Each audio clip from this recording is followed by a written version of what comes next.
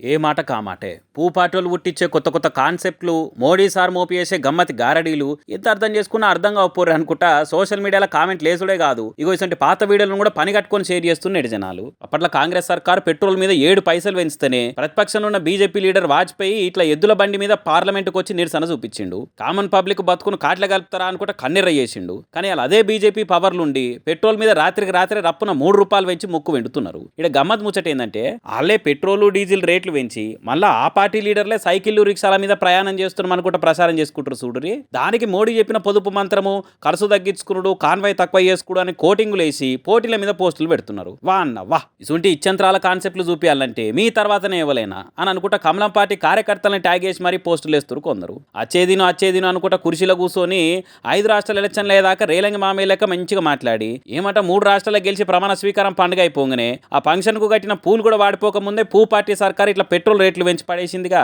మరి ఆయనతో పొదుపు పార్టీ బండ్లు బయట తీయకుర్రి ఖర్చులు తక్కువ చేసుకోరు అని చెప్పేది ఇంటలేరని మోడీ సార్ ఈ రేట్లు పెంచే ఐడియా చేయలేదుగా అనుకుంటా ఇంకొందరు ఇచ్చి పడేస్తారు సోషల్ మీడియాలో.